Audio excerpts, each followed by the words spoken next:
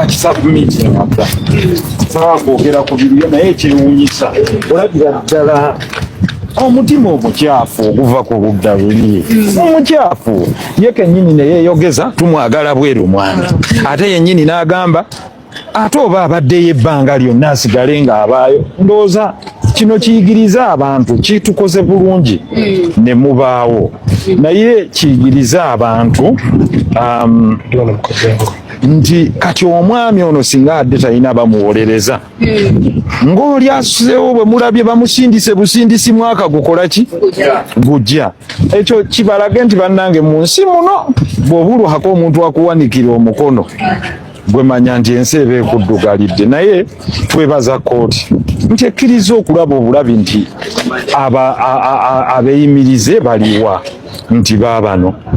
ate bannaffe mubawulidde asoose kuwakanya nze sijja kukkiriza nkola eno naffe ne tumubuuza ng'okkiriza ekkooti eno ng'omukulu oyo ali awo gw'owakanya okuwa ennaku z'omwezi kitegeeza nawe aba akuwulira oba okugamba nti leeta documents zino kyenjagadde okubaga nti ekiddiriramu ekyo kyonna kwe kumanya nti tujja kukomawo ng'ennaku z'omwezi 5 luliba lwakuna naye omukulu ateekemu okusaba kwe kwabadde agamba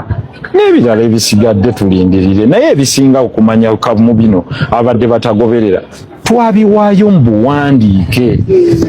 neera mbuli olaba ateekawo akakodyo nja kuba mmenyese nja kuba kakati ne process eno olaba tebaagala egende mu maaso kakati yeetuuma training n'agamba nja kuba mmenyese ate nja sijja kubaawo so nga ate olwasooka ffe twakkiriza ng'agamba agenda ggulu ku train tukozese buntu bulamu naye kwegamba buli bweggwamu amazima ebyo byennyini bye mulaba kwegamba mwenna mukirabe omuntu omu n'agamba agenda akwanguwa aveeyo njagala aveeyo ate n'amala n'agamba alindira eddala oba alinda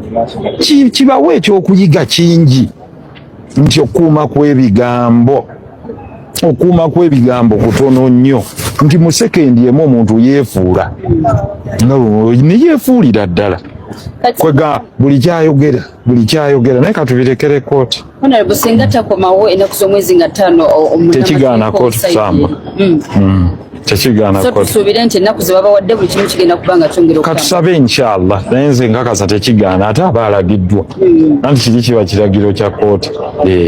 ebyo ababadde mu makooti ga wansi abaami n'abakyala ababaddeko mukimanyi bulungi bannamateeka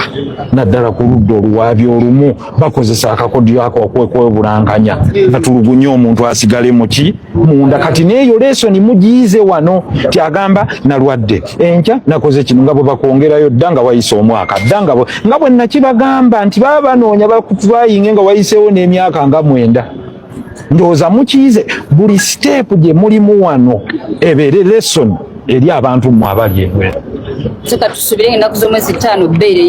simanyi sisalirawo kooti okujja kuba kulamula kwa kooti naye tulazeeyo abeeyimirize ebirala twabiwaayo mu buwandiike naye teriiyo nsonga ya simba munaffe gyabaddeawo okujja weja okuyimirira nga bwolabye